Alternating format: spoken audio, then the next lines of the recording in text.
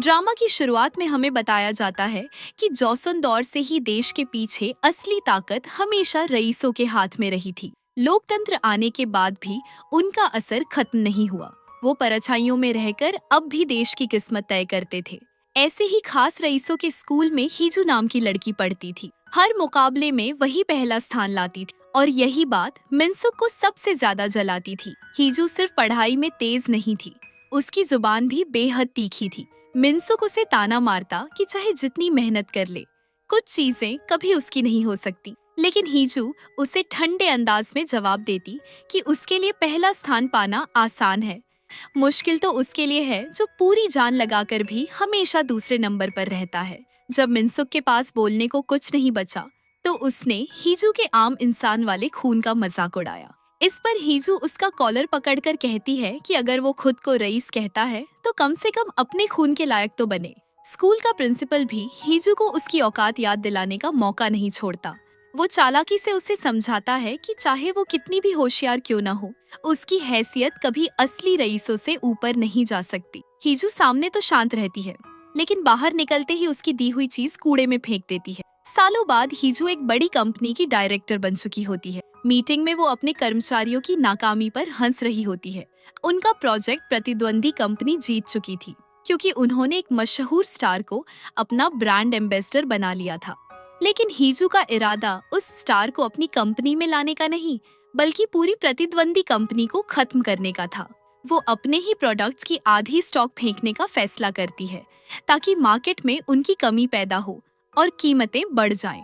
सब उसके तरीके से डर जाते हैं, क्योंकि वो किसी भी हद तक जा सकती थी। उसी दौरान उसकी सेक्रेटरी यी रांग उसे याद दिलाती है कि आज राजा का जन्मदिन है और उसे शाही दावत में पहुंचना है। हीजू इस मौके का इस्तेमाल अपनी कंपनी का नाम ऊंचा करने के लिए करना चाहती थी। वो झूठी खबर फैलाने का आदेश देती है कि उसे परिवार का वारिस घोषित कर दिया गया है, जबकि सच में ऐसा कुछ नहीं हुआ था। महल में दूसरी तरफ क्राउन प्रिंस येयान अपने ही अलग अंदाज में जी रहा था। वो लापरवाह, बेफिक्र और बेहद खतरनाक इंसान था। मजाक मजाक में बंदूक उठा लेना उसके लिए आम बात थी। लेकिन उसके गार्ड ह्यून को पता था कि प्रिंस जितना डरावना दिखता है, उतना बेरहम नहीं है। शाही दावत बहुत भव्य थी। कैमरों की फ्लैश लगातार चमक रही थी। तभी लाल रंग की लैम्बोर्गिनी से हीजू उतरती है। उसकी लाल ड्रेस सबका ध्यान खींच लेती है। उसके कपड़े और ज्वेलरी तुरंत बाजार में बिकने लगते हैं और उसकी कंपनी को जबरदस्त फायदा होता है। लेकिन दावत में मौजूद रईस लोग उसकी बुराई करने से बाज नहीं आते। कोई उसे गद्दार कहता तो कोई नाजायज औलाद। हीजू सब सुनती रहती है, फिर अचानक अपना गिलास तोड़कर उन औरतों को डरा देती है जो उसकी चुगली कर रही थीं। इसके बाद उसका सौतेला भाई तेजू आता है और उसकी गिरती सेल्स का मजाक उड़ाने लगता है। वो कहता है कि उसका खून कभी शुद्ध रईसों जैसा नहीं हो सकता। हीजू गुस्से में उसका कॉलर पकड़ लेती है और कहती है कि उसे एक आज्ञाकारी कुत्ते की तरह चुप रहना सीखना चाहिए। तभी वहाँ राजा आता है और दोनों शांत हो जाते हैं। असली राजा अब भी छोटा बच्चा था और उसकी माँ यानी क्वीन डाउजर ही असली ताकत संभाल रही थी। पूरा हॉल किसी खास इंसान का इंतजार कर रहा था। कुछ देर बाद क्राउन प्रिंस येयान वहाँ पहुँचता है। उसका अंदाज बिल्कुल बेपरवाह था, लेकिन उसकी मौजूदगी इतनी प्रभावशाली थी कि सबकी नजरें उसी पर टिक गईं। छोटा राजा उसे देखते ही खुश हो जाता है और तभी पता चलता है कि येयान उसका चाचा है। दावत के बाद राजा की परंपरा निभाई जाती है, जहां वो देश और परिवार की खुशहाली की दुआ लिखता है। इसी दौरान प्रधानमंत्री चांगयू और हीजू बातचीत करते हैं। चांगयू उसे चेतावनी देता है कि महल में लाल रंग पहनना विवाद खड़ा कर सकता है, लेकिन हीजू मुस्कुराकर कहती है कि जितना बड़ा विवाद होगा उतना ज्यादा पैसा मिलेगा। थोड़ी देर बाद प्रिंस येयान की मुलाकात हीजू से होती है। वो उसे देखकर दिलचस्पी लेने लगता है। हीजू गलती से महल के प्रतिबंधित हिस्से में पहुंच गई थी। यान उसे डराने के बजाय मजाक करने लगता है। तभी अचानक जोरदार धमाका होता है और महल के एक हिस्से में आग लग जाती है। आग देखकर यान के पुराने दर्दनाक जख्म ताजा हो जाते हैं, क्योंकि कभी उसके पिता की लाश भी जलते महल से निकाली गई थी। तभी क्वीन डाउजर वहां पहुंचती है और बिना कुछ सोचे यान को थप्पड़ मार देती है। वो उस पर आरोप लगाती है कि सत्ता हासिल करने के लिए उसी ने आग लगवाई है। यान उसकी तरफ सिर्फ निराश आंखों से देखता रह जाता है। उधर हीजू ये सब देखकर हैरान रह जाती है। महल से बाहर निकलने के बाद उसकी सेक्रेटरी पूरे रास्ते प्रिंस की चिंता करती रहती है, लेकिन हीजू बस एक ही बात कहती है, वो आदमी बेहद परेशान करने वाला है। उस रात हीजू को पुरानी बातें याद आने लगती हैं। कई साल पहले वो चोरी छिपे आर्चरी रेंज में प्रैक्टिस करने गई थी, जहां यान ने उसे पकड़ लिया था। उसने वही सवाल पूछे थे, नाम क्या है, किस विभाग से हो। फिर नियम तोड़ने पर उसे डांटने लगा, लेकिन हीजू भी पीछे हटने वालों में नहीं थी। उसने उल्टा कह दिया कि वो खुद भी तो प्रतिबंधित समय में वहां मौजूद है। तब यान अपना आधिकारिक प्रमिट दिखाकर उसे चुप करा देता है। हीजू चालाकी से मिनसुक का नाम बीच में डाल देती है, लेकिन फिर भी यान की ताकत और अधिकार उसे बहुत चढ़ाते हैं। जाते वक्त वो गुस्से में होने के बावजूद उसे झुककर सम्मान देती है।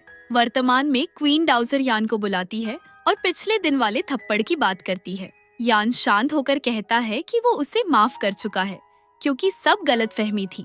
लेकिन असली बात जल्दी सामने आ जाती है। क्वीन डाउजर चाहती थी कि सत्ता दोबारा उसके बेटे के हाथ में आए। यान साफ मना कर देता है। उसका कहना था कि छोटा सम्राट अब भी सिर्फ 9 साल का है और शाही परिवार को राजनीति में जरूरत से ज्यादा दखल नहीं देना चाहिए। इससे क्वीन डाउजर और भड़क जाती है। फिर वो यान पर शादी का दबाव डालती है और कहती है कि उसे उसी लड़की से शादी करनी होगी जिसे वो चुनेगी। उधर हीजू के पिता भी उस पर शादी का दबाव डाल रहे थे। हीजू समझ जाती है कि ये सब उसे परिवार की वारिस की जगह से हटाने की चाल है। उसका निकम्मा भाई तेजू और उसकी बनावटी मासूम पत्नी भी वहाँ बैठे थे। हीजू गुस्से में साफ कह देती है कि वो किसी बेकार आदमी से शादी करके अपनी जिंदगी बर्बाद नहीं करेगी। दूसरी तरफ यान भी जबरदस्ती की शादी से परेशान था। तभी हीजू संभावित दूल्हों की लिस्ट देखते देखते अचानक यान के बारे में सोचने लगती है। उसी समय यान भी बारिश में बैठा कुछ सोच रहा था। दोनों के दिमाग में एक दूसरे को लेकर योजना बन चुकी थी। जब हीजू ने यान से मिलने की रिक्वेस्ट भेजी तो उसने तुरंत मना कर दिया, लेकिन हीजू हार मानने वाली नहीं थी। वो बार बार रिक्वेस्ट भेजती रही। आखिर में उसने खुद को जूनियर बताकर मिलने की अनुमति ले ली। रात को जब दोनों आमने सामने बैठे तो हीजू ने बिना घुमाए सीधा शादी का प्रस्ताव रख दिया। यान पूरी तरह चौंक गया। इसके बाद आर्चरी प्रतियोगिता दिखाई जाती है, जहां 4 बड़े घरानों के लोग हिस्सा लेते हैं। मिनसुक अब भी हीजू से जलता था और उसके बारे में बुरा बोल रहा था। ये सुनकर यान उसे सबके सामने घटिया इंसान कह देता है। मुकाबला शुरू होता है। हर कोई शानदार निशाने लगा रहा था। यान हमेशा की तरह बेहतरीन प्रदर्शन करता है, लेकिन हीजू भी पीछे नहीं रहती। पुराने राजा और प्रिंसिपल ऊपर बैठकर मुकाबला देख रहे थे। प्रिंसिपल यान की तारीफ करता है, लेकिन राजा कहता है कि खेल खत्म होने से पहले जीत का फैसला नहीं होता। वापस वर्तमान में हीजू और यान शादी की बात कर रहे होते हैं। यान उसे बताता है कि कई बड़े परिवार पहले ही रिश्ता भेज चुके हैं। हीजू दबाव महसूस करती है, लेकिन फिर भी आत्मविश्वास से कहती है कि वो अमीर है, खूबसूरत है और सबसे जरूरी बात, उसका बेकार भाई कभी उनके रिश्ते में दखल नहीं देगा। वो यहाँ तक कहती है कि उन्हें पुरानी पहचान भी है, इसीलिए वो एक दूसरे के साथ सहज रहेंगे। लेकिन यान उसकी सारी बातें सुनकर भी कहता है कि उसे सिर्फ प्यार वाली शादी चाहिए। यही सुनकर हीजू का प्रस्ताव ठुकरा दिया जाता है। इसके बाद हीजू यान का पीछा करना शुरू कर देती है। वो जहाँ जाता हीजू वहाँ पहुँच जाती। कभी घुड़सवारी के दौरान, कभी रेस्टोरेंट में, कभी सड़क पर, तो कभी सिनेमा हॉल में। वो हर बार उससे फ्लर्ट करती और कहती कि उसे उसकी याद आ रही थी। यान उसके इस अचानक प्यार से परेशान होने लगता है, लेकिन धीरे धीरे उसका दिल भी प्रभावित होने लगता है। एक दिन हीजू ब्लाइंड डेट पर जाती है। लड़का अच्छा और हैंडसम था, लेकिन हीजू का ध्यान बार बार बिल्ली की पेंटिंग्स पर जा रहा था, क्योंकि उसे पता चला था कि यान को बिल्लियां पसंद हैं। उधर जब ह्यून यान को बताता है कि हीजू किसी दूसरे आदमी के साथ डेट पर गई थी, तो यान को अजीब सी जलन महसूस होती है। इसी बीच क्वीन डाउजर का पुराना राज सामने आता है। सालों पहले उसने अपने बेटे के लिए सत्ता बचाने की कोशिश में सम्राट के त्याग पत्र को आग में फेंक दिया था। उसी वजह से महल में आग लगी और पुराने सम्राट की मौत हो गई। वही घटना आज तक यान के लिए डरावना सपना बनी हुई है। बाद में एक शाही समारोह होता है, जहां हीजू को पुरस्कार दिया जाता है। छोटा सम्राट घबराया हुआ था, लेकिन यान उसका हाथ पकड़कर उसे हिम्मत देता है। जब यान हीजू को अवार्ड देता है तो वो फिर उसके साथ फ्लर्ट करने लगती, जिससे यान शर्मिंदा हो जाता है। चांग-यू ये सब देखकर अपने पुराने दिनों को याद करता है और समझ जाता है कि वो हमेशा से हीजू से प्यार करता था। दूसरी तरफ हीजू को पता चलता है कि यान बीमार है। वो चुपके से डॉक्टर से मिलकर उसकी बीमारी छिपाने की कोशिश करती है ताकि किसी को शक न हो।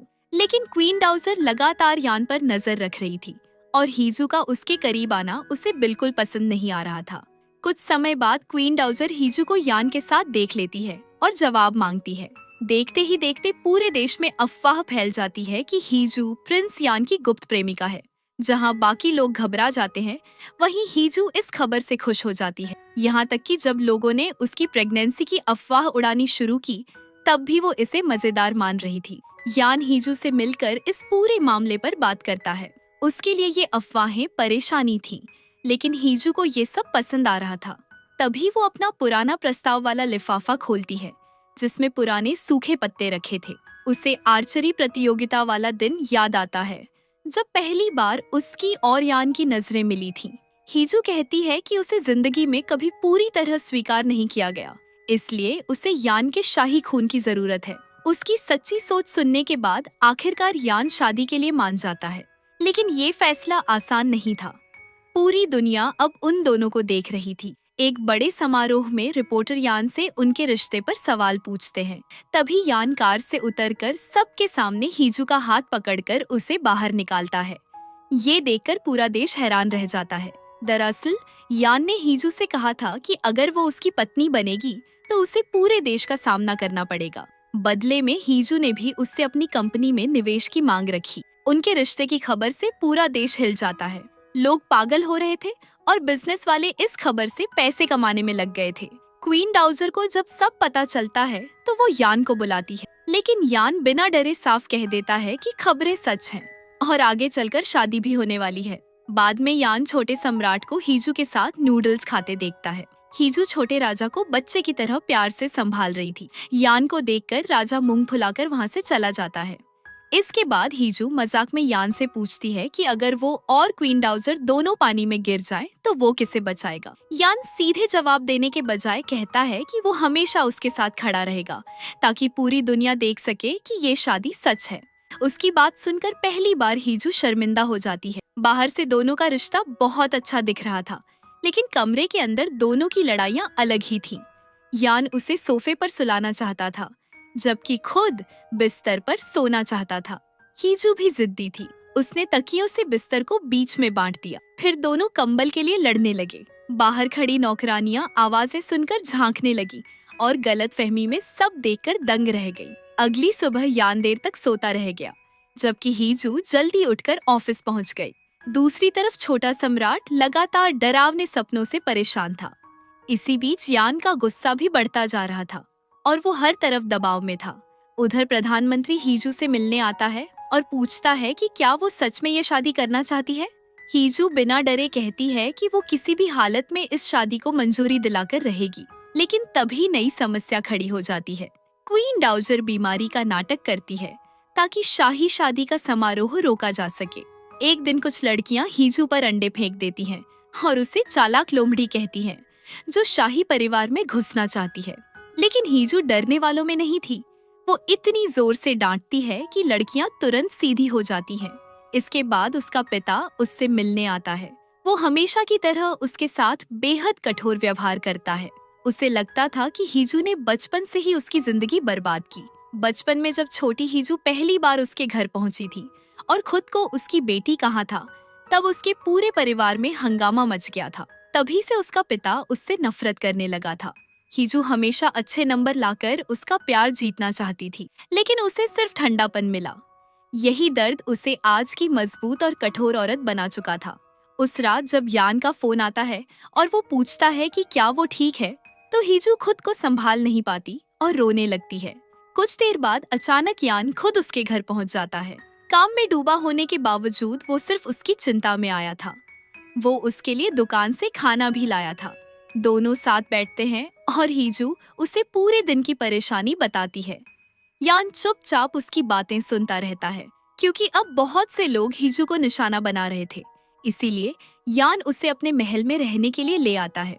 हीजू बेहद खुश हो जाती है और सबको फोन करके बताने लगती है कि वो अब प्रिंस के घर में रह रही है। रात में वो यान को काम करते हुए परेशान करती रहती है और पूछती है कि उसने आखिर उससे शादी करने का फैसला क्यों किया। यान मजाक में कहता है कि क्योंकि वो बूढ़ी है और देश की सबसे अमीर औरतों में से एक है, लेकिन असली वजह कुछ और थी। यान दरअसल सिंहासन हासिल करना चाहता था। उसे पता था कि अगर वो राजा बनने की कोशिश करेगा तो लोग उसे गालियां देंगे, लेकिन उसे यकीन था कि हीजू हमेशा उसका साथ देगी। अगली सुबह अचानक कुछ अधिकारी महल में घुस आते हैं। वो हीजू को महल में लगी आग के मामले में गिरफ्तार करने आए थे। यहाँ तक कि उसकी कंपनी में भी छापा मारा जाता है। घबराकर हीजू यान को फोन करती है, लेकिन वो शाही समारोह में व्यस्त था। तब हीजू अपनी छिपाकर रखी हुई शाही तख्ती निकालती है और उसके जरिए संदेश यान तक पहुंचाया जाता है। जैसे ही यान को सब पता चलता है, वो तुरंत वापस आता है और सबके सामने हीजू को बचा लेता है। तभी असली साजिशकर्ता सामने आती है, क्वीन डाउजर। उसने बीमारी का नाटक सिर्फ हीजू को दबाने के लिए किया था, लेकिन यान बिना डरे हीजू के सामने खड़ा हो जाता है और साफ कह देता है कि उसकी होने वाली पत्नी को धमकाना मतलब उसे धमकाना है। स्थिति बिगड़ती देख हीजू चालाकी से बेहोश होने का नाटक कर देती है और यान उसे अपनी बाहों में उठाकर वहां से ले जाता है। कमरे में पहुंचने के बाद यान उसके माथे पर हल्का सा मारकर उसे उठाता है। हीजू भावुक हो जाती है क्योंकि यान ने सच में उसका साथ दिया था। अब हीजू समझ चुकी थी कि अगर उन्हें क्वीन डाउजर को हराना है तो उन्हें दुनिया के सामने अपने प्यार की परफेक्ट तस्वीर दिखानी होगी, और यही चीज सबसे ज्यादा क्वीन डाउजर को जलाने वाली थी। हीजू की जिंदगी धीरे धीरे सामान्य होने लगी थी, लेकिन महल में रहना उसे किसी सोने के पिंजरे में बंद चिड़िया जैसा लग रहा था। एक दिन बोर होकर वो सीधे यान के महल पहुंच जाती है। जब वो उसे फोन करती है तो पता चलता है कि यान पहले से उसका इंतजार कर रहा था।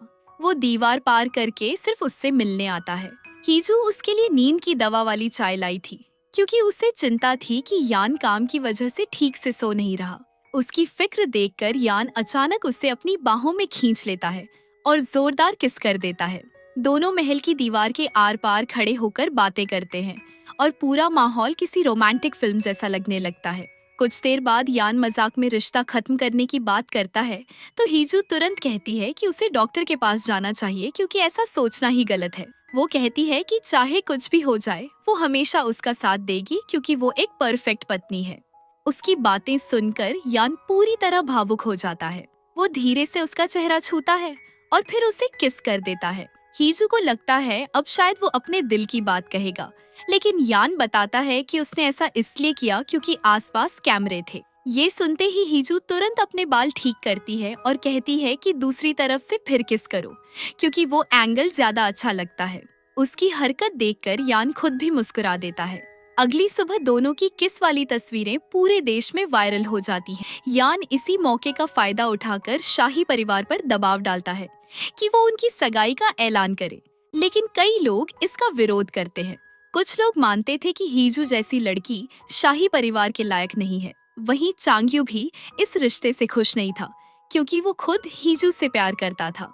वो यान को सलाह देता है कि अब भी शादी की बात टाल दे और सिर्फ रिश्ते को स्वीकार करे, लेकिन यान साफ कह देता है कि वो हीजू से शादी करेगा। इसके बाद चांग्यू और यान के बीच दूरी आने लगती है। दोनों दोस्त अब प्यार के प्रतिद्वंदी बन चुके थे।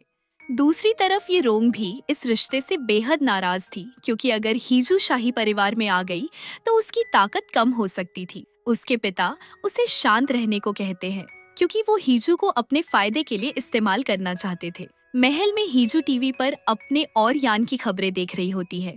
एक पूर्वशाही प्रवक्ता कहता है कि हीजू जैसी लड़की शाही परिवार में नई हवा लेकर आएगी। जब यान वहां आता है तो दोनों साथ बैठकर खबरें देखने लगते हैं। हीजू अपनी खराब फोटो देखकर चिढ़ जाती है और शिकायत करने लगती है कि फोटो में उसकी खूबसूरती ठीक से नहीं दिख रही।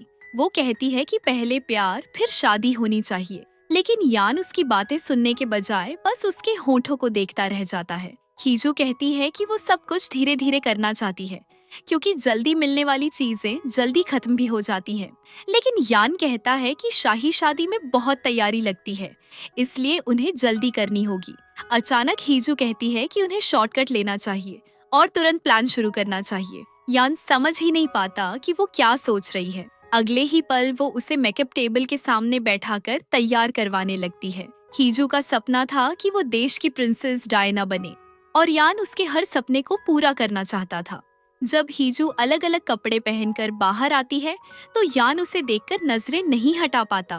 पहले वो उसकी तारीफ कर देता है, लेकिन अगले ही पल खुद को संभालते हुए उसकी ड्रेस की आलोचना करने लगता है। आखिर में जब हीजू सिंपल स्नीकर्स, कैप और साधारण कपड़ों में आती है तो यान सबसे ज्यादा खुश होता है। दोनों साथ में बेसबॉल मैच देखने जाते हैं। वहाँ यान की शाही शान और स्पोर्ट्स स्टेडियम का माहौल बिल्कुल उल्टा लग रहा था। हीजू अपनी पसंदीदा टीम की जर्सी खरीदती है और चाहती है कि यान भी वही पहने, लेकिन ह्यून कहता है कि शाही लोग ऐसी आम चीजें नहीं पहन सकते। जब जर्सी ह्यून को देने की बात होती है तो यान झलकर वो जर्सी उससे छीन लेता है। स्टेडियम में हीजू की मुलाकात अपने भाई तेजू और उसकी पत्नी से होती है। तेजू उसे डांटने लगता है, लेकिन जैसे ही उसे पता चलता है कि वो प्रिंस के साथ है, उसका रवैया बदल जाता है। मैच के दौरान चांग्यू भी वहां आता है और हीजू के बगल में बैठ जाता है। कैमरे तुरंत उनकी तरफ घूम जाते हैं। यान को अपनी सीट छोड़नी पड़ती है, जिससे वो अंदर ही अंदर चिढ़ जाता है। तभी स्टेडियम में किस किस के नारे लगने लगते हैं, क्योंकि दोनों किस कैंप पर आ चुके थे। कमेंटेटर भी उन्हें किस करने के लिए उकसाता है। यान धीरे से हीजू के कान में कुछ कहता है, जिसे सुनते ही वो शर्म से लाल हो जाती है। फिर वो अपना फोन उठाकर दिखाती है कि उसे अपनी इमेज बचानी है, इसलिए वो किस नहीं करेगी। उसकी चालाकी देखकर यान हंस पड़ता है। मैच के बाद चांग्यू हीजू को डिनर पर बुलाता है। यान भी साथ चला जाता है, क्योंकि वो उसे अकेला नहीं छोड़ना चाहता था। खाने की मेज पर चांग्यू समझाता है कि हीजू शाही परिवार के लिए सही नहीं है, क्योंकि वहाँ बहुत नियम और पाबंदियां हैं। यान को अपना बचपन याद आता है, जब उसे सिर्फ इसलिए सजा मिली थी क्योंकि उसने कुछ सीमाएं पार कर दी थी। यहाँ तक कि उसका पसंदीदा लाल रंग पहनना भी मना था। वो दुखी होकर हीजू से कहता है कि जो खाना है अभी खा लो, क्योंकि बाद में शायद आजादी न मिले। महल लौटने के बाद मैनेजर चोई यान को डांटती है और फैसला करती है कि अब हीजू को शाही तौर तरीके सिखाए जाएंगे। अगले दिन से हीजू की मुश्किलें शुरू हो जाती हैं। नौकर उसके पीछे भागते रहते हैं। मैनेजर चोई उसे नियम समझाती रहती है, चलने का तरीका सिखाती है, और हीजू की चाल देखकर लगता है जैसे वो प्रिंसेस नहीं बल्कि सेना की ट्रेनिंग ले रही हो। हीजू शाही तौर तरीकों की ट्रेनिंग से परेशान थी, जबकि दूसरी तरफ छोटे सम्राट को भी सही राजा बनने की सख्त ट्रेनिंग दी जा रही थी। लेकिन हीजू की आदत थी कि वो हर मुश्किल माहौल को अपने हिसाब से बदल देती थी। यहाँ तक कि सख्त मैनेजर चोई भी धीरे धीरे उसकी दोस्त जैसी बन गई और उसके साथ योगा तक करने लगी। जैसे ही हीजू यान को देखती, वो दौड़कर उससे लिपट जाती, जैसे कोई छोटी पत्नी अपने पति को बहुत मिस कर रही हो। मैनेजर चोई चाहती थी कि हीजू सिर्फ पढ़ाई पर ध्यान दे, लेकिन यान उसकी तरफदारी करता। दूसरी तरफ चांग्यू यान को समझाता है कि देश के लिए उसकी जिम्मेदारियां प्यार से कहीं ज्यादा बड़ी हैं और हीजू जैसी लड़की उसके लिए सही नहीं है। एक दिन मैनेजर चोई यान के अकेलेपन और उसके परिवार की दुखद कहानी बताती है, कैसे उसके अपने लोग एक एक करके उससे दूर होते गए। ये सुनकर हीजू रो पड़ती है। बाद में वो यान के परिवार और उसके अतीत के बारे में खुद खोजबीन करने लगती है। उधर क्वीन मदर अब भी लगातार दूसरी लड़कियों को यान के पास भेज रही थी, जिससे वो बेहद परेशान हो जाता है। गुस्से में वो सबको छोड़कर चला जाता है और तुरंत हीजू को फोन करता है। लेकिन जैसे ही वो उसकी आवाज सुनती है, उसे एहसास होता है कि बाहर से मजबूत दिखने वाला यान अंदर से कितना अकेला है। हीजू दिल से उसका साथ देने की बात कहती है और उसकी बातें सुनकर यान का मन करता है कि वो तुरंत उसके पास लौट जाए। इसी बीच छोटा सम्राट स्कूल में खुद को बाकी बच्चों से अलग महसूस करता था। वो उनके साथ खेलना चाहता था, लेकिन राजा होने की वजह से ऐसा नहीं कर पाता। वहीं हीजू की ट्रेनिंग और भी सख्त होती जा रही थी। तभी छोटा सम्राट उससे मिलने आता है और दोनों साथ खेलते हैं। लंबे समय बाद बच्चे के चेहरे पर सच्ची मुस्कान दिखती है। एक दिन छोटा सम्राट हीजू की लाल लैम्बोर्गिनी देखकर खुश हो जाता है और उसी में घूमने की जिद करता है। हीजू उसका दिल नहीं तोड़ पाती और उसे ड्राइव पर ले जाती है, लेकिन अचानक कार के ब्रेक फेल हो जाते हैं। कार बेकाबू होकर सड़क पर दौड़ने लगती है। हीजू खुद डरी हुई थी, लेकिन फिर भी शांत रहने की कोशिश करती है। चांग्यू और बाकी लोग पीछे पीछे लगे रहते हैं। आखिर में हीजू कार को कंट्रोल करने के लिए उसे पुल की रेलिंग से टकराकर धीमा करने की कोशिश करती है। तभी सामने से यान अपनी कार लेकर आता है और खुद की कार से उसकी कार रोक देता है। दोनों गाड़ियों की जोरदार टक्कर होती है और आखिरकार कार रुक जाती है। हीजू और यान दोनों घायल हो जाते हैं, लेकिन दोनों को एक दूसरे की ज्यादा चिंता थी। महल में जब क्वीन मदर को पता चलता है कि छोटे सम्राट का एक्सीडेंट हो गया, तो वो घबरा जाती है। लेकिन जैसे ही उसे पता चलता है कि वो सुरक्षित है, उसका गुस्सा हीजू पर निकलता है। वो चाहती थी कि हीजू को सजा दी जाए, लेकिन चांग्यू समझ आता है कि अगर सच बाहर आया तो लोग हीजू को नहीं बल्कि छोटे राजा को दोष देंगे। ऑपरेशन के बाद यान अस्पताल में भर्ती होता है। जैसे ही हीजू को होश आता है, वो सबसे पहले छोटे सम्राट के बारे में पूछती है, फिर यान के पास दौड़ती है। यान घायल होने के बावजूद उसकी छोटों की चिंता करता है। हीजू उसे डांटती है कि उसने अपनी जान जोखिम में क्यों डाली, लेकिन अंदर ही अंदर वो उसकी इस हरकत से बेहद भावुक हो चुकी। उधर टीवी पर इस हादसे की खबर चल रही थी। हीजू के पिता और उसका भाई तुरंत बिजनेस की चिंता करने लगते हैं, लेकिन हीजू को सबसे ज्यादा झटका तब लगता है जब उसे पता चलता है कि उसकी कंपनी के शेयर गिर रहे हैं। फिर उन्हें एहसास होता है कि अगर ब्रेक फेल होने की सच्चाई मीडिया में आ जाए तो कंपनी बच सकती है। लेकिन हीजू ऐसा करने से मना कर देती है, क्योंकि इससे छोटे सम्राट का नाम भी सामने आ सकता था। इसके बाद ये रंग उसे सलाह देती है कि वो यान से रिश्ता खत्म कर दे। तभी चांग्यू वहां आता है और हीजू से कहता है कि अगर उसे सिर्फ ताकत और ऊंचा दर्जा चाहिए तो वो भी उसे सब कुछ दे सकता है। यानी उसने सीधे हीजू को प्रपोज कर दिया था। जब यान को इस बारे में पता चलता है तो वो जलने लगता है। गुस्से में वो हीजू का सामान महल से बाहर भिजवा देता है। हीजू समझती है कि शायद वो उसे रोकना चाहता है, लेकिन नौकर सिर्फ घर की चाबी वापस लेने आया होता है। अगले दिन हीजू यान से मिलने पहुंचती है। यान कहता है कि किसी ने उसकी कार के साथ छेड़छाड़ की थी, इसलिए अब उसके लिए उसके पास रहना सुरक्षित नहीं है। इसी वजह से वो शादी तोड़ना चाहता है। लेकिन असली वजह कुछ और थी। यान की माँ की मौत भी एक कार एक्सीडेंट में हुई थी और वो नहीं चाहता था कि हीजू के साथ भी वही हो। यही डर उसे हमेशा सताता रहता था। चांग्यू की जांच में पता चलता है कि ब्रेक फेल होना कोई हादसा नहीं बल्कि साजिश थी। किसी ने जानबूझकर कार खराब की थी, लेकिन अभी तक ये पता नहीं था कि इसके पीछे कौन है। उधर क्वीन मदर तुरंत यान के लिए दूसरी लड़कियों के साथ रिश्ता जोड़ने की तैयारी शुरू कर देती है। जब हीजू को उस शाही पार्टी की गेस्ट लिस्ट में अपना नाम नहीं मिलता तो वो गुस्से से पागल हो जाती है। तभी ह्यून उसके लिए यान का भेजा हुआ खास निमंत्रण लेकर आता है। पहले तो वो खुश हो जाती है, लेकिन फिर सोचती है कि वहाँ दूसरी लड़कियां भी होंगी, इसलिए गुस्से में जाने से मना कर देती है। यान खुद उसे मनाने की कोशिश करता है, लेकिन हीजू फिर भी नहीं मानती। वो घर बैठकर फ्राइड चिकन खाते हुए कहती है कि चिकन हमेशा अच्छा होता है, मर्दों की तरह धोखा नहीं देता। तभी ये रांग उससे पूछती है कि क्या उसे सच में यान से प्यार हो गया है। हीजू गुस्से में कहती है कि उसे यान से प्यार नहीं हुआ, बल्कि उसे इस बात का गुस्सा है कि उसने उनका समझौता तोड़ दिया। एक बिजनेस वुमन के लिए ये बहुत बड़ा नुकसान था। दूसरी तरफ यान समझ ही नहीं पा रहा था कि हीजू उससे मिलने से मना क्यों कर रही है। जब ह्यून साफ साफ कहता है कि वजह ये है कि उसने हीजू को छोड़कर ऊपर से रूखा व्यवहार भी किया, तब भी यान अपनी गलती मानने को तैयार नहीं होता। उधर हीजू और यीरांग उस आदमी की तलाश में लग जाते हैं जिसने उसकी कार के ब्रेक खराब किए थे। वो आदमी गायब हो चुका था, लेकिन हीजू हार नहीं मानती। वो कहती है कि ऐसे लोग आखिर में कहीं न कहीं पैसे निकालते जरूर हैं, इसीलिए क्रेडिट कार्ड रिकॉर्ड से उसे पकड़ा जा सकता है। कुछ समय बाद हीजू यान से मिलने के लिए तैयार हो जाती है। यान फिर वही बात दोहराता है कि वो उसे बचाने के लिए दूर कर रहा है, लेकिन इस बार हीजू उसे डरपोक कह देती है। वो कहती है कि अगर वो किसी की रक्षा करना चाहती है तो दुश्मन पर सीधा हमला करती है, न कि अपने ही इंसान को खुद से दूर कर देती है। बात करते करते वो तीर चलाने लगती है और यान उसे रोकने की कोशिश में खुद घायल हो जाता है। तभी जो अपने बालों की रिबन खोलकर उसका हाथ बांधती है और कहती है कि असली लड़ाई साथ खड़े होकर लड़ी जाती है, भागकर नहीं।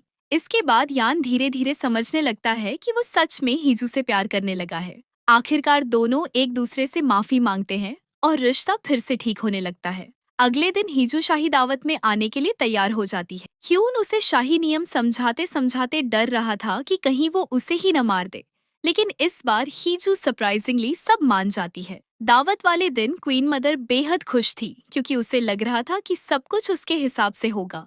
लेकिन तभी हीजू वहां पारंपरिक कपड़ों के बजाय एक ताकतवर मॉडर्न बिजनेस वुमन के लुक में पहुंचती है। कैमरे उसकी तरफ टूट पड़ते हैं और क्वीन मदर का चेहरा उतर जाता है। फिर यान सीधे जाकर हीजू के साथ खड़ा हो जाता है। दोनों साथ में इतने शानदार लग रहे थे कि सबकी नजरें उन्हीं पर टिक जाती हैं। पार्टी में दोनों का डांस शुरू होता है। वो एकदम किसी परी कथा के राजकुमार और राजकुमारी जैसे लग रहे थे। लेकिन चांग यू ये सब देखकर अंदर ही अंदर टूट रहा था।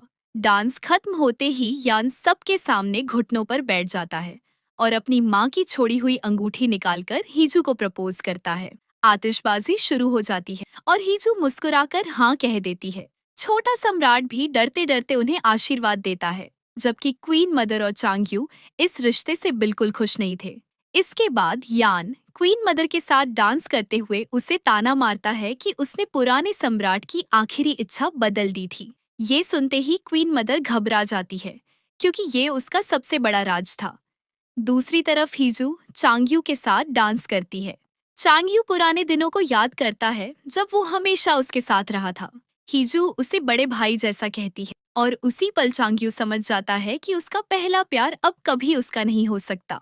यान मजाक में कहता है कि तलाक के बाद हीजू को वो अंगूठी वापस करनी पड़ेगी। ये सुनते ही हीजू तुरंत अंगूठी उतारने लगती है। तब यान हंसते हुए कहता है कि वो सिर्फ मजाक कर रहा था। फिर वो अपनी माँ को याद करके उदास हो जाता है। हीजू उसे समझाती है कि उसकी माँ उससे बहुत प्यार करती थी, तभी उसने इतनी कीमती चीज उसके लिए छोड़ी।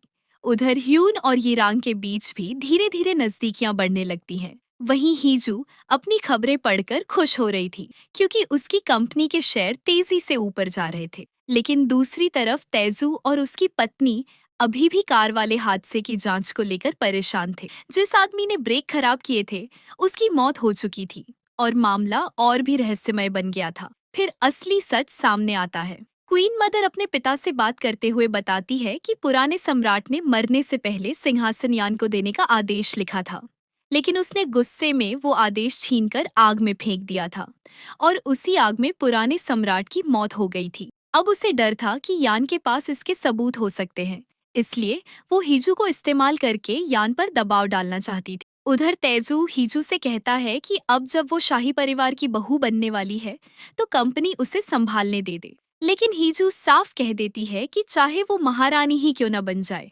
कंपनी हमेशा उसी की रहेगी। इसके बाद हीजू एक इंटरव्यू देती है और अपने रिश्ते को बेहद रोमांटिक तरीके से पेश करती है, जबकि असल में शुरुआत में वो और यान एक दूसरे के दुश्मन जैसे थे। यान जब उसका इंटरव्यू पढ़ता है तो हंसने लगता है क्योंकि उसे पता था कि हीजू कितनी चालाकी से सब संभाल रही है। फिर सुरक्षा के लिए हीजू दोबारा शाही महल में रहने आ जाती है। वहाँ यान उसे पहले ही बता देता है कि महल में क्वीन मदर की जासूस भी मौजूद है। तभी यान उसे बहाने से बुलाता है कि उन्हें शादी की तैयारी पर बात करनी है। जब हीजू महल पहुंचती है तो रास्ते में उसकी मुलाकात चांगयू से होती है और दोनों साथ अंदर जाते हैं। जब यान को पता चलता है कि हीजू चांगयू के साथ आई है तो उसका चेहरा तुरंत उतर जाता है। उधर ह्यून लगातार यी रांग के आसपास घूमता रहता है और उसकी मदद करने की कोशिश करता है। यहाँ तक कि हेडमेड भी समझ जाती है कि ह्यून को यिरांग पसंद आने लगी है और ये बात सुनकर वो शर्म से भाग जाता है। अंदर हीजू और चांगयू शादी की तैयारियों पर बात कर रहे होते हैं। चांगयू खर्च का आंकड़ा उसके कान में बताता है, जिसे सुनकर हीजू चौंक जाती है और पानी गिरा देती है। तभी चांगयू तुरंत अपने ग्लव्स उसे देता है। ये सब देखकर यान अंदर ही अंदर जलने लगता है। तभी चांगयू साफ कह देता है कि उसे पता है ये सिर्फ कॉन्ट्रैक्ट मैरिज है। ये सुनते ही यान का चेहरा पूरी तरह बदल जाता है। हीजू समझ जाती है कि यान नाराज है क्योंकि उसने चांगयू को उनका राज बता दिया। वो उसे मनाने की कोशिश करती है, लेकिन जब यान चांगयू पर शक करने लगता है तो हीजू सच में गुस्सा हो जाती है। आखिर दोनों फैसला करते हैं कि वो एक शादी का कॉन्ट्रैक्ट बनाएंगे और उसके सारे नियम सिर्फ उन्हीं तक सीमित रहेंगे। तभी क्वीन मदर वहां पहुंच जाती है। वो दोनों को हाथ पकड़कर देखती है, लेकिन गुस्सा छिपाकर उन्हें डिनर पर बुलाती है। खाने की मेज पर माहौल ऊपर से शांत था, लेकिन अंदर ही अंदर हर बात तीर जैसी चुभ रही थी। यान बार बार हीजू की तरफदारी करता है और उसकी प्लेट में खाना रखता है। जब क्वीन मदर उसे शराब पिलाने की कोशिश करती है तो यान तुरंत रोक देता है। हीजू समझ जाती है कि यान अंदर से कितना परेशान है, इसलिए वो उसका हाथ पकड़कर उसे शांत करने की कोशिश करती है। आखिर में वो यान को वहां से खींचकर ले जाती है, क्योंकि अगर वो और रुकती तो क्वीन मदर से लड़ पड़ती। बाद में यान हीजू को उसकी यॉट तक छोड़ने जाता है। दोनों वहां साथ समय बिताते हैं। हीजू उसे लगातार फल खिलाती रहती है, यहाँ तक कि यान का पेट खराब हो जाता है और हीजू उसका मजाक उड़ाने लगती है। फिर दोनों रात में डेक पर जाकर सितारे देखते हैं। हीजू फिल्मी अंदाज में जहाज के आगे खड़ी हो जाती है, तो यान डरकर उसकी कमर पकड़ लेता है। उसी दौरान दोनों गिर पड़ते हैं और फिर पूरी रात एक दूसरे के करीब बिताते हैं। पुराने दिनों की यादें भी सामने आती हैं, जब दोनों ने चांदनी रात में साथ डांस किया था और शायद तभी उनके दिलों में प्यार शुरू हो गया था। सुबह जब दोनों वापस लौटते हैं, तो हेडमेड और ह्यून उन्हें शक भरी नजरों से देखते हैं। हीजू झूठ बोलती है कि वो सिर्फ घूमने गए थे, लेकिन रात की वो यादें उसके दिमाग से निकल ही नहीं रही थीं। वो पूरी रात सो नहीं पाती। दूसरी तरफ यान भी उसी किस के बारे में सोचता रहता है और खुशी में सो नहीं पाता। रात में यान उससे मिलने भी आता है, लेकिन हीजू शर्म के मारे सोने का नाटक करने लगती है। यान मुस्कुराकर चला जाता है। अगली सुबह हीजू चुपके से निकलने की कोशिश करती है, लेकिन यान पहले से उसका इंतजार कर रहा होता है। वो गिरने लगती है, तभी यान उसे पकड़ लेता है। दोनों की नजरें मिलती हैं और हीजू बार बार उसके होठों को देखने लगती है। शर्माकर वो तुरंत वहां से भाग जाती है। इसके बाद हीजू चर्च पहुंचती है और पादरी से कहती है कि शायद उसे कोई आत्मा लग गई है, क्योंकि आंखें बंद करते ही उसे बार बार यान के साथ बिताए पल याद आते हैं। पादरी उसकी बातें सुनकर हैरान रह जाता है। तभी बाहर उसकी मुलाकात चांग्यू से होती है। उसी समय यान का फोन आता है और उसे पता चलता है कि हीजू चांग्यू के साथ है, जिससे वो फिर जलने लगता है। चांग्यू हीजू को समझाता है कि राजनीति वाली शादी में जो ज्यादा प्यार करेगा, उसे ज्यादा दर्द मिलेगा। वो साफ समझ चुका था कि हीजू अब सच में यान को पसंद करने लगी है, लेकिन हीजू इसे मानने को तैयार नहीं थी। उधर यान छोटे सम्राट के साथ शादी की तारीख पर बात कर रहा था। छोटा राजा चाहता था कि शादी जल्दी हो जाए, लेकिन यान चाहता था कि उसे और हीजू को थोड़ा और समय मिले। दूसरी तरफ हीजू कंपनी में सबको सख्त आदेश देती है कि शादी के बाद भी कोई ढिलाई नहीं चलेगी। वो अपने भाई तेजू को भी चेतावनी देती है कि कंपनी में अपनी हद पार करने की कोशिश न करे। जब शादी की तैयारियां शुरू होती हैं, तो हीजू बार बार यान को देखकर शर्माने लगती है।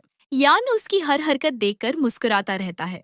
शादी से पहले दोनों मेडिकल टेस्ट भी करवाते हैं, ताकि भविष्य में वारिस को लेकर कोई समस्या न हो। इस दौरान हीजू बहुत शर्मिंदा हो जाती है, इसलिए यान बाकी लोगों को बाहर भेज देता है। लेकिन फिर दोनों के बीच एक और बहस हो जाती है। हीजू कहती है कि उस रात का किस बस माहौल की वजह से था, ऐसा किसी के साथ भी हो सकता था।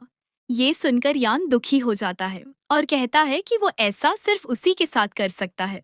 उधर क्वीन मदर यान को भड़काने की कोशिश करती है कि वो और हीजू अलग दुनिया के लोग हैं, लेकिन यान उसे उसके पुराने राज याद दिला देता है, जब उसने सिंहासन के लिए सब कुछ बर्बाद कर दिया था। अगले दिन दोनों हीजू के परिवार के घर जाते हैं। वहाँ माहौल ऊपर से अच्छा लगता है, लेकिन अंदर तनाव भरा होता है। तेजू की बेवकूफी भरी बातें सुनकर हीजू अपने पिता से लड़ पड़ती है और गुस्से में बाहर चली जाती है। यान उसके पीछे आता है, उसे संभालता है और आखिरकार अपने दिल की बात कह देता है। वो साफ बोलता है कि वो उससे प्यार करता है और उसके लिए सब कुछ छोड़ सकता है। ये सुनकर हीजू के दिल में भी उसके लिए और भावनाएं बढ़ जाती हैं। बाद में वो दोस्तों के साथ खुशी से जश्न मनाती है। दूसरी तरफ यान चांग्यू को साफ चेतावनी देता है कि वो हीजू से दूर रहे। आखिरकार शादी का दिन आ जाता है। दोनों शाही कपड़ों में बेहद खूबसूरत लग रहे थे। पूरी शादी लाइव दिखाई जा रही थी। कुछ लोग खुश थे, कुछ दुखी। जब दोनों महल में पहुंचकर रस्में शुरू करने वाले होते हैं, तभी अचानक हीजू जोर जोर से खांसने लगती है। उसका सिर घूमने लगता है और वो बेहोश होकर गिर पड़ती है। पूरा माहौल अफरा तफरी में बदल जाता है। यान घबरा जाता है और तुरंत उसे अस्पताल ले जाया जाता है। डॉक्टर उसे सांस लेने के लिए मशीन लगाते हैं, जबकि यान बाहर बेचैनी से उसका इंतजार करता रहता है। उस शाम डॉक्टर बताते हैं कि ग्रैंड प्रिंसेस हीजू को हार्ट मेडिसिन में जहर मिलाकर दिया गया था। अगर इलाज दर से होता तो उसकी जान भी जा सकती थी। ये सुनते ही यान समझ जाता है कि महल के अंदर कोई ऐसा इंसान है जो हीजू को नहीं, बल्कि असल में उसे मारना चाहता था। गुस्से में वो पूरे महल की जांच का आदेश दे देता है। प्रधानमंत्री चांग्यू भी तुरंत हर जगह जांच शुरू करवाता है। यहाँ तक कि क्वीन डाउजर और शाही परिवार के लोगों से भी पूछताछ होती है। मीडिया में प्रेस कॉन्फ्रेंस होती है, लेकिन कोई सबूत नहीं मिलता। फिर भी यान केस बंद करने को तैयार नहीं होता और जांच को सीधे न्याय मंत्रालय तक पहुंचा देता है। उधर अस्पताल में हीजू को होश आता है। वो सबसे पहले यान के बारे में पूछती है। जैसे ही यान को पता चलता है कि वो जाग गई है, वो तुरंत उसके पास दौड़ता है। दोनों अस्पताल के कॉरिडोर्स में एक दूसरे को कसकर पकड़ लेते हैं, जैसे एक पल के लिए भी अलग नहीं होना चाहते। बाद में चांग्यू हीजू को पूरी बात बताता है कि किसी ने जानबूझकर उसे झर दिया था। पहले हीजू समझ नहीं पाती कि कोई उसे क्यों मारना चाहेगा, लेकिन फिर उसे एहसास होता है कि असली निशाना यान था। शादी वाले दिन उसने गलती से शराब के प्याले बदल दिए। वही जहरीला प्याला असल में यान के लिए था। ये सोचकर हीजू और भी डर जाती है। यान भी यही सच समझ चुका था, इसलिए वो महल की सुरक्षा और बढ़ा देता है। कुछ दिनों बाद हीजू अस्पताल से बाहर आती है। मीडिया उसे कमजोर और बीमार दिखाने की कोशिश करता है, लेकिन वो इन अफवाहों की परवाह नहीं करती। महल लौटने पर क्वीन डाउजर उसका स्वागत करती है, लेकिन हीजू उसके साथ बेहद ठंडा व्यवहार करती है। वहीं यान के सामने वो फिर वही प्यारी और चिपकू लड़की बन जाती है। दोनों अकेले में बैठकर भविष्य और जांच की बात करते हैं। जब यान कहता है कि अगर उसे कुछ हो भी जाए तो फर्क नहीं पड़ता, बस हीजू सुरक्षित रहे, तो हीजू रोने लगती है और उसे तकिए से मारने लगती है। वो सच में उसे खोने से डरने लगी थी। उस रात यान सिर्फ एक हल्का रोब पहनकर हीजू के कमरे में आता है। शादी के बाद की वो उनकी पहली शांत रात थी। दोनों एक दूसरे को गले लगाकर सो जाते हैं, जैसे बाकी दुनिया से उन्हें कोई फर्क नहीं पड़ता। अगले दिन हीजू का छोटा चेकअप होता है। रिपोर्ट ठीक आती है, जिससे वो खुश हो जाती है, लेकिन उसे पता चलता है कि उसकी पुरानी असिस्टेंट बदल दी गई है। नई असिस्टेंट उसे शाही नियम समझाने लगती है, कैसे चलना है, कैसे बैठना है, कैसे मुस्कुराना है, यहाँ तक कि फोटो में उंगली से हार्ट बनाना भी मना था। ये सब सुनकर हीजू परेशान हो जाती है। धीरे धीरे वो और यान हर जगह साथ दिखाई देने लगते हैं। लोग उन्हें परफेक्ट कपल मानने लगते हैं। हीजू अब सिर्फ बिजनेस वुमन नहीं रही, बल्कि शाही परिवार की जिम्मेदारियां भी संभालने लगी थी। वो अपने पुराने स्कूल तक जाती है और गर्व से कहती है कि उसके सारे सपने पूरे हो गए। लेकिन तभी सब कुछ बदल जाता है। अचानक सैकड़ों रिपोर्टर उसे घेर लेते हैं। खबर फैल चुकी थी कि यान और हीजू की शादी सिर्फ 3 साल का कॉन्ट्रैक्ट है और उसके बाद दोनों तलाक लेने वाले हैं। पहली बार हीजू खुद को पूरी तरह असहाय महसूस करती है। तभी यान वहां पहुंचता है और उसका हाथ पकड़ लेता है। उसके आते ही रिपोर्टरों की आवाजें धीमी पड़ जाती हैं। वो हीजू को वहां से सुरक्षित जगह ले जाता है। अंदर चांग्यू भी मौजूद था। वो कहता है कि अगर कॉन्ट्रैक्ट वाली बात सच है तो सफाई देने का कोई फायदा नहीं, बेहतर होगा दोनों चुप रहे। लेकिन यान साफ कह देता है कि शुरुआत में भले ये शादी एक सौदा थी, मगर अब उनका प्यार बिल्कुल सच्चा है। तभी चांग्यू उनसे पूछता है कि क्या वो सच में यकीन से कह सकते हैं कि 3 साल बाद तलाक नहीं होगा। ये सवाल सुनकर दोनों चुप हो जाते हैं। उधर मीडिया नई नई बातें फैलाने लगता है। लोग कहने लगते हैं कि शादी में हीजू का बेहोश होना भी एक नाटक था और शायद यान सिंहासन हासिल करने की साजिश कर रहा है। हालात इतने खराब हो जाते हैं कि जनता गुस्से में प्रदर्शन करने लगती है। आखिरकार यान और हीजू को वापस शाही महल बुलाया जाता है। वहाँ पूरा शाही परिवार पहले से बैठा उनका इंतजार कर रहा था। क्वीन डाउजर सबके सामने यान का अपमान करती है और कहती है कि उसने पैसे लेकर हीजू को शाही बहू बनाया है। वो हीजू के साधारण परिवार का भी मजाक उड़ाती है। यान गुस्से में उसका जवाब देना चाहता है, लेकिन हीजू उसका हाथ पकड़कर रोक लेती है। इसके बाद क्वीन डाउजर दोनों को वहाँ से निकल जाने का आदेश दे देती है। यान का गुस्सा इतना बढ़ जाता है कि वो खुद को कमरे में बंद करना चाहता है, लेकिन हीजू उसका हाथ पकड़कर शांत करती है। उसने देखा था कि गुस्से में यान ने उसका हाथ इतनी जोर से दबाया था कि उस पर निशान पड़ गए थे। वो समझ चुकी थी कि अपने प्यार की रक्षा न कर पाने का दर्द यान को अंदर से तोड़ रहा था। अगले दिन जनता सड़कों पर उतर आती है। लोग यान से माफी मांगने और हीजू को सजा देने की मांग करने लगते हैं। चांग्यू यान को सलाह देता है कि अगर जनता उसे स्वीकार नहीं कर रही तो उसे प्रिंस रीजेंट की कुर्सी छोड़ देनी चाहिए। लेकिन यान अपनी पत्नी को बचाने के लिए हर इल्जाम अपने ऊपर लेने को तैयार था। फिर कहानी कुछ दिन पीछे जाती है। जांच में पता चलता है कि शादी वाले दिन नौकरानी ली आहुम ने हीजू के शराब वाले गिलास पर झर लगाया था। उसने कबूल किया कि किसी ने उसे बहुत पैसे दिए थे, क्योंकि उसके भाई को इलाज के लिए पैसों की जरूरत थी। बाद में चांगयू ये सबूत क्वीन डाउजर के सामने फेंक देता है। जांच में उसके पिता का नाम सामने आया था। पहले तो क्वीन डाउजर सब झूठ बताती है, लेकिन अंदर से डर चुकी थी। उस रात वो अपने पिता से जवाब मांगती है। उसका पिता बिना डर के मान लेता है कि उसने यान को मरवाने की कोशिश की थी। उसका कहना था कि जब तक यान जिंदा रहेगा, पुराने राज कभी दफन नहीं होंगे।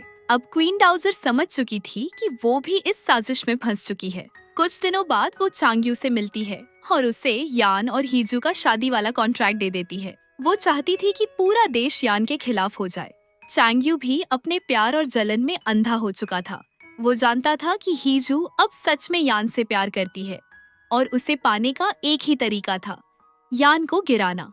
वर्तमान में यान और चांगयू आमने सामने खड़े थे। दोनों के बीच ताकत की जंग शुरू हो चुकी थी। दूसरी तरफ क्वीन डाउजर लगातार हीजू का मजाक उड़ाती रहती है, लेकिन हीजू भी पीछे हटने वालों में नहीं थी। वो गर्व से कहती है कि यान ने उससे कभी फायदा नहीं मांगा, उसने सिर्फ उसे प्यार और ताकत दी है। उधर क्वीन डाउजर का पिता छोटे राजा पर दबाव डालता है कि वो यान से उसकी ताकत छीन ले, लेकिन छोटा राजा अपने चाचा पर भरोसा करता था और मना कर देता है।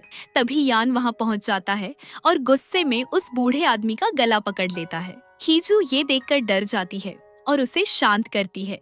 यान साफ धमकी देता है कि अगर किसी ने उसके अपने लोगों को नुकसान पहुंचाया तो वो उसे नहीं छोड़ेगा। बाद में छोटा राजा रोते हुए यान के पास आता है। यान उसे प्यार से संभालता है और कहता है कि जब भी दुख हो वो उसके पास आ सकता है। ये देखकर हीजू को एहसास होता है कि यान बाहर से कितना कठोर दिखता है, लेकिन अंदर से बेहद नरम दिल इंसान है।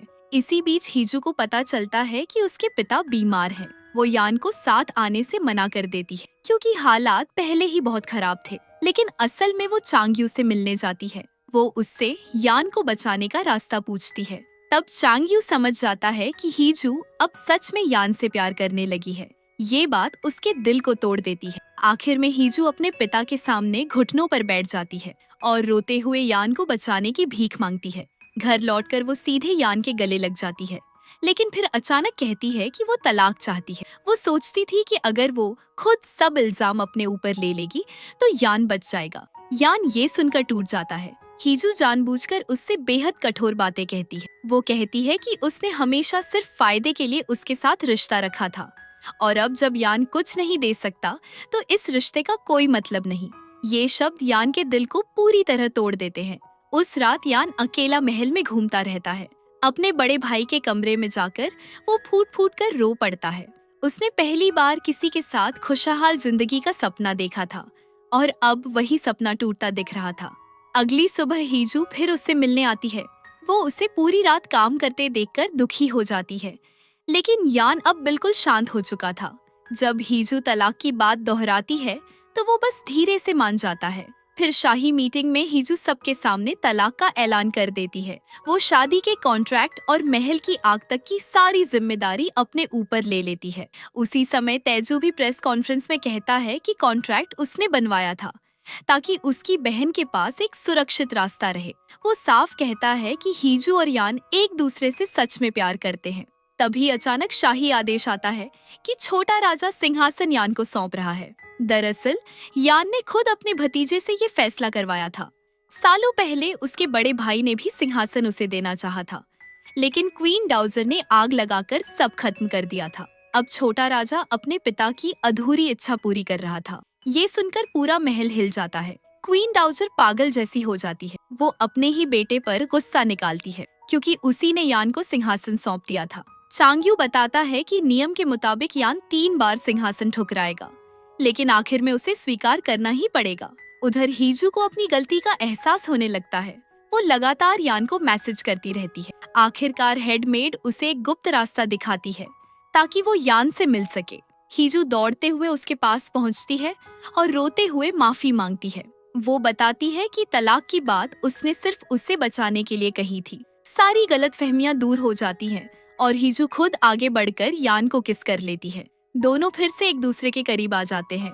अगले दिन यान हीजू को बताता है कि अब वो सिंहासन स्वीकार करेगा। वो अपने भतीजे को आजाद करना चाहता था, क्योंकि वो जानता था कि छोटा राजा इस बोझ से थक चुका है। इसके बाद यान क्वीन डाउजर से मिलने जाता है और उसे बताता है कि अब वो राजा बनने वाला है। क्वीन डाउजर पूरी तरह टूट जाती है। कभी वो और यान एक दूसरे से प्यार करते थे, लेकिन उसने सत्ता के लिए उसके बड़े भाई को चुना था। अब आखिरकार वो सब कुछ हार चुकी थी। यान उसे कहता है कि वो उसके पुराने गुनाहों की जांच नहीं करवाएगा। फिर वो उसे नजरबंद करने का आदेश दे देता है। लेकिन दूसरी तरफ क्वीन डाउजर का पिता और चांगयू मिलकर यान के खिलाफ नई साजिश रचने लगते हैं। कुछ समय बाद छोटा राजा अपनी माँ से मिलने आता है। वो रोते हुए कहता है कि वो अब राजा नहीं बनना चाहता। तब क्वीन डाउजर को एहसास होता है कि उसने अपने बेटे की जिंदगी भी बर्बाद कर दी। उसी दिन एक बड़ी मीटिंग होने वाली थी। क्वीन डाउजर यान को मिलने बुलाती है। दूसरी तरफ हीजू घर जाने निकलती है, लेकिन रास्ते में अचानक जोरदार धमाका होता है। असेंबली हॉल में भीषण आग लग चुकी थी। हीजू का चेहरा डर से सफेद पड़ जाता है, क्योंकि उसे लगता है कि यान शायद अभी भी उस आग के अंदर फंसा हुआ है। शुरुआत उसी समय से होती है जब क्वीन रैंग यीएन को फोन करके सावधान रहने की कोशिश कर रही थी, लेकिन यीएन उसका कॉल नहीं उठाता। थ्रोन सेरेमनी में अभी आधा घंटा बाकी था, इसलिए यीएन हे को छोटे राजा को काउंसिल हॉल तक लाने भेज देता है। इसी वजह से वो खुद अकेला अंदर फंस जाता है। वर्तमान में जैसे ही आग लगने की खबर मिलती है, हीजू बिना कुछ सोचे सीधे आग के अंदर दौड़ पड़ती है। उस समय यीएन धुएं में फंसा हुआ था और सांस लेने के लिए संघर्ष कर रहा था। बेहोश होने से पहले उसे हीजू के साथ बिताए सारे पल याद आने लगते हैं। तभी हीजू उसे कमरे में ढूंढ लेती है। आग बहुत तेज थी, फिर भी वो उसे संभालने की कोशिश करती है, लेकिन अकेले उसे बाहर निकालना उसके लिए लगभग नामुमकिन था। वो रोते हुए मदद के लिए चिल्लाने लगती है, क्योंकि वो किसी भी हालत में यीएन को खोना नहीं चाहती थी।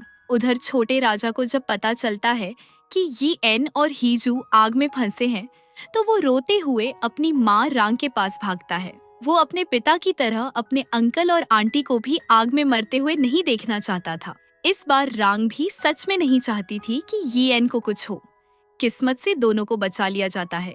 यीएन का इलाज शुरू हो जाता है, लेकिन उसे होश नहीं आता।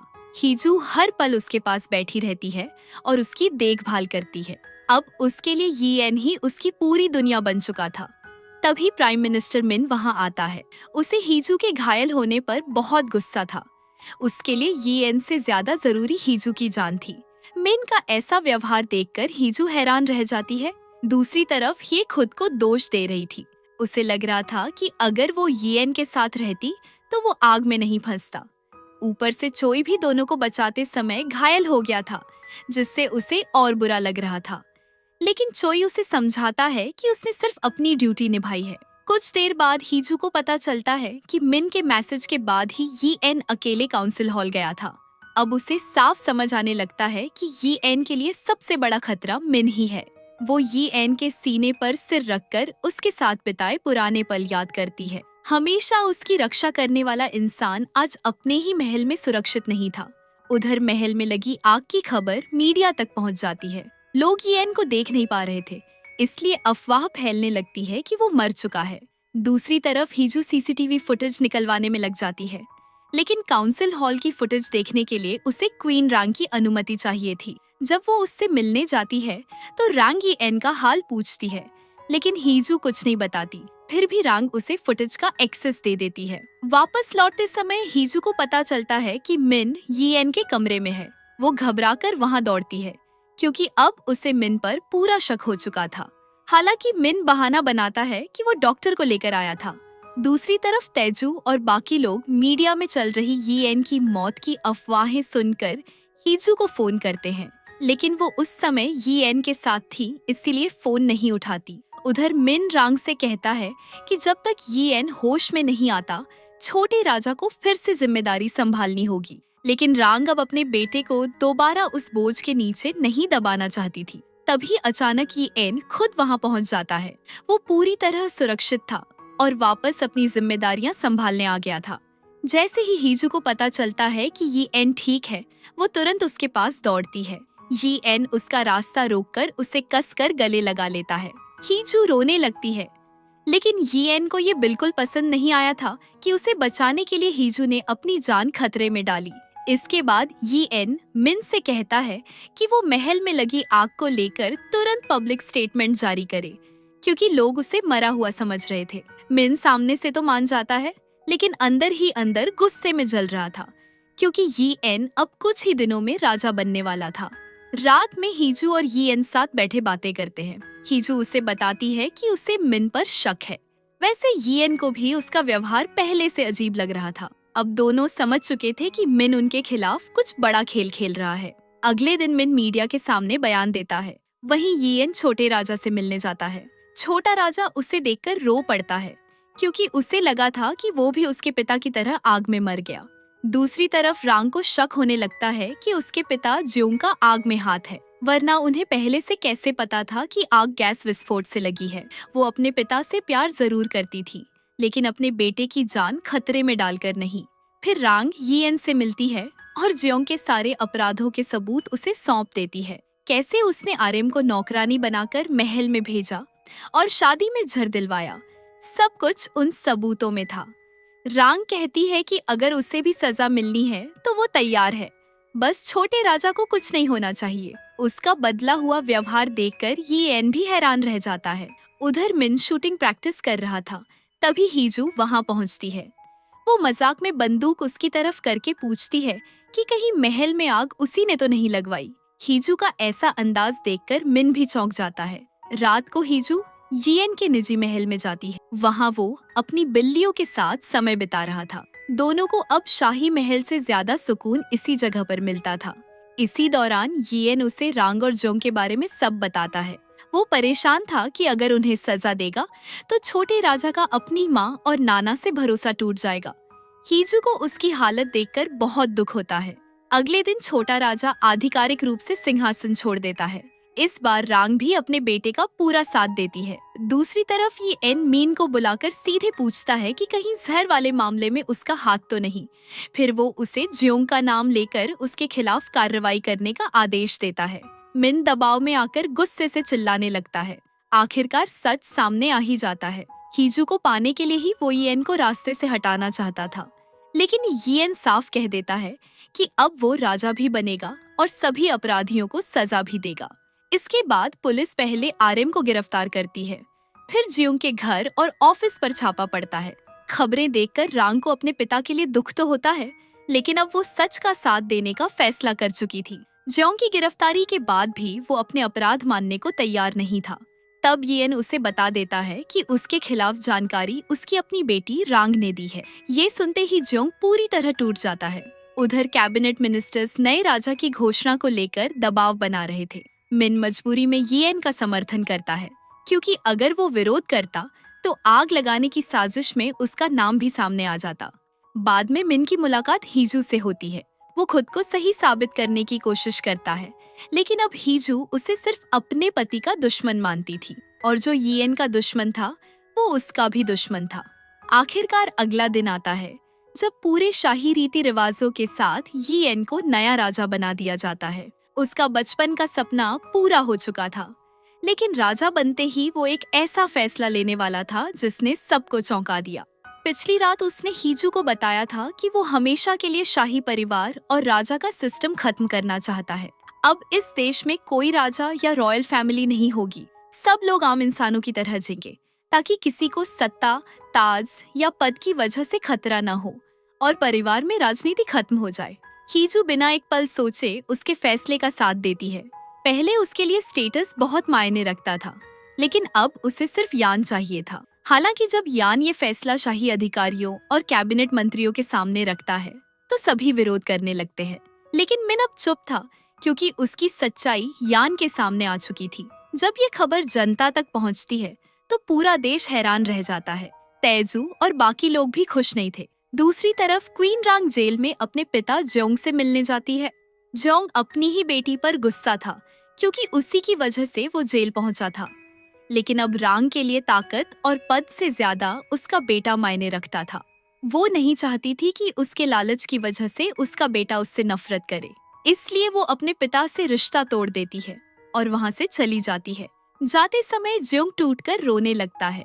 जेल के बाहर मिन रांग का इंतजार कर रहा था। कार में वो रांग को धमकी देता है कि अगर उसने यान के फैसले का विरोध नहीं किया तो वो उसके सारे अपराध दुनिया के सामने ला देगा। तब रांग जेल चली जाएगी और उसका बेटा अकेला पड़ जाएगा। मिना यहाँ तक कहता है कि वो हीजू को पाने के लिए यान को दोबारा मारने की कोशिश भी कर सकता है।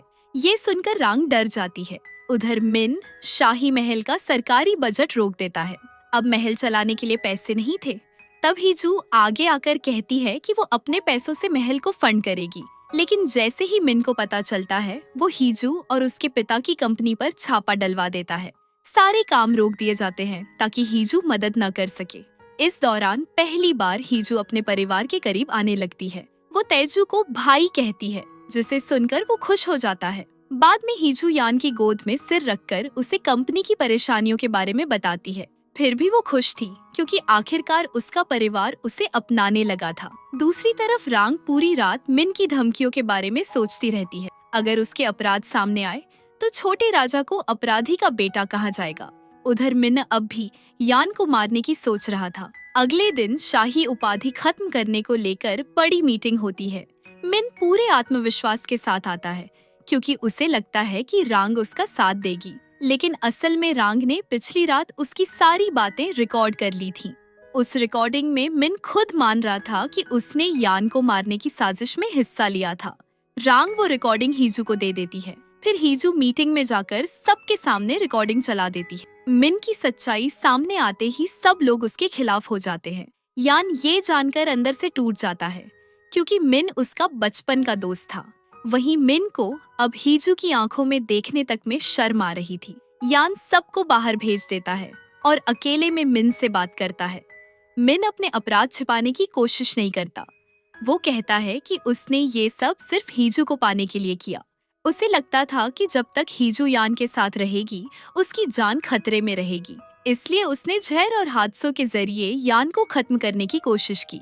ये सब सुनकर यान कुछ बोल नहीं पाता। तभी पुलिस आकर मिन को गिरफ्तार कर लेती है। इसके बाद यान जनता के सामने घोषणा करता है कि अब फैसला वोटिंग से होगा। अगर लोग चाहेंगे तभी शाही परिवार रहेगा, नहीं तो सब बराबर होंगे। रात में वो हीजू से कहता है कि अगर उनका शाही दर्जा खत्म हो गया तो वो उसे किंग नहीं बल्कि सिर्फ यान कहे। हीजू मुस्कुराकर मान जाती है। दूसरी तरफ चोई अब भी सोच रहा था कि हिये से प्यार का इजहार करे या नहीं, लेकिन उससे पहले ही हिये उसे किस करके अपने दिल की बात कह देती है। अब दोनों भी एक कपल बन चुके थे। कुछ दिनों बाद वोटिंग का रिजल्ट आता है। जनता यान के फैसले का समर्थन करती है। अब इस देश में कोई शाही परिवार नहीं रहेगा, सब लोग बराबर होंगे। इसके बाद यान राजा के पद से इस्तीफा दे देता है और कोरिया का आखिरी राजा बन जाता है। 3 साल बाद हीजू दोबारा अपनी कंपनी संभालने लौटती है। तेजू पहले की तरह कामचोर ही था, इसलिए कंपनी फिर से हीजू के भरोसे चल रही थी। दूसरी तरफ यान और चोई घर पर खाना बनाते थे। अब लोग उन्हें धीरे धीरे आम इंसानों की तरह देखने लगे थे। एक दिन चोई यान से कहता है कि उसे हीजू को दोबारा प्रपोज करना चाहिए क्योंकि पहली बार तो उनकी शादी नकली थी। यान को ये बात सही लगती है। उसी दौरान हीजू के पिता भी पहली बार उसे बराबरी का प्यार देते हैं। वो कहते हैं कि अब उनके लिए हीजू और तेजू दोनों एक जैसे हैं। ये सुनकर हीजू भावुक हो जाती है क्योंकि वो सालों से अपने पिता के प्यार के लिए तरस रही थी। बाद में यान रांग के साथ छोटे राजा के लिए वायलिन खरीदने जाता है। अब छोटा राजा स्कूल में दोस्तों के साथ सामान्य जिंदगी जी रहा था। यही जिंदगी वो हमेशा चाहता था। फिर एक दिन यान फूलों का गुलदस्ता लेकर हीजू के पास जाता है और उसे दोबारा प्रपोज करता है। वो कहता है कि पहली बार जब उसने प्रपोज किया था तब वो उससे प्यार करता था, लेकिन हीजू नहीं। तब हीजू मुस्कुराकर कहती है कि उसे भी उस समय से ही उसके लिए फीलिंग्स थी। फिर यान बताता है कि वो स्कूल के दिनों से ही उससे प्यार करता था। ये सुनकर हीजू पूरी तरह चौंक जाती है। आखिर में यान एक म्यूजियम में जाता है जहाँ पुराने शाही कपड़े और ताज रखे थे। वही लाल शाही कपड़ा भी वहाँ था जिसे पहनने की वजह से बचपन में उसके पिता ने उसे थप्पड़ मारा था।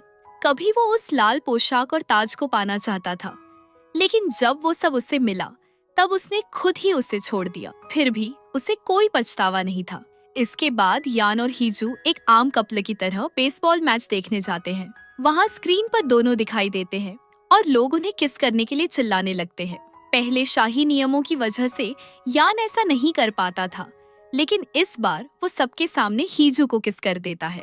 अब दोनों बिना किसी बंधन के अपनी आजाद और खुशहाल जिंदगी जी रहे थे और इसी खूबसूरत पल के साथ ये कहानी खत्म हो जाती है।